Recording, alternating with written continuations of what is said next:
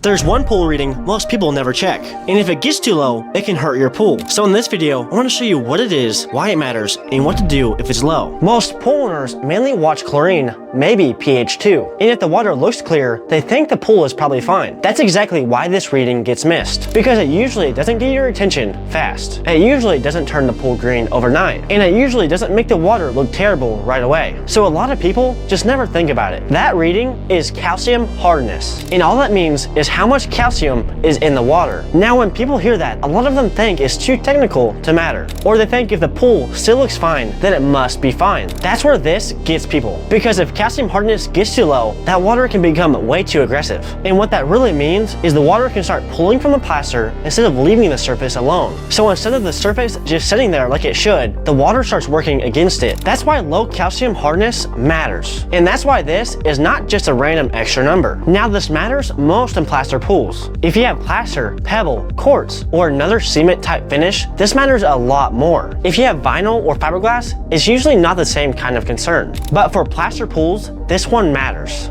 And another reason people miss it is because it doesn't look dramatic at first. The pool can still look clear, the water can still look normal, and nothing about it feels urgent. That's why most people keep focusing on chlorine, keep focusing on pH, and never think to check calcium hardness. And that's also why it can stay longer than it should. Now a fair question is this: what does low calcium hardness actually do to my pool? If it stays low too long, it can slowly wear away on the surface. Not in some huge overnight way. Not like you walk outside one morning and the whole pool looks ruined. It's slower than that, and that's why people miss it. Sometimes the surface can start feeling rougher. Sometimes the finish can wear down faster than it should.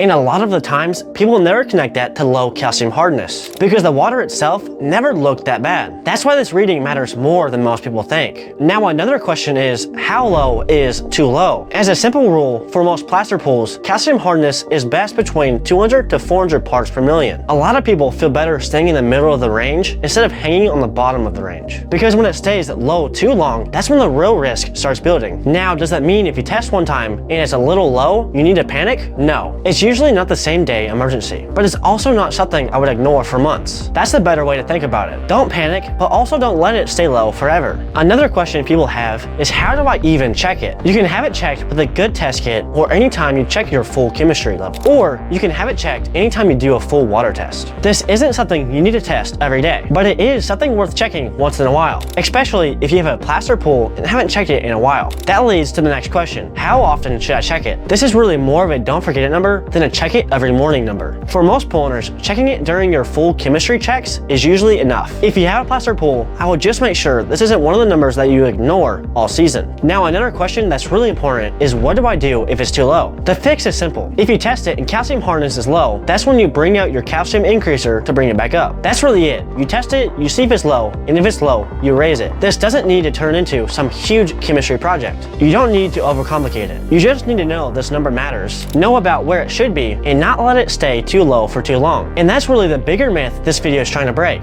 A lot of pool owners think if chlorine looks okay, pH looks okay, and the water looks clear, the pool is completely fine. But those things don't tell the whole story. A pool can still look fine while the calcium hardness is way too low. So the takeaway is simple: check calcium hardness once in a while, especially if you have a plaster pool. Keep it in a healthy range, and if it's too low, bring it back up. Now I made a video on why saltwater pools aren't as easy as you think, and that's what you should watch next.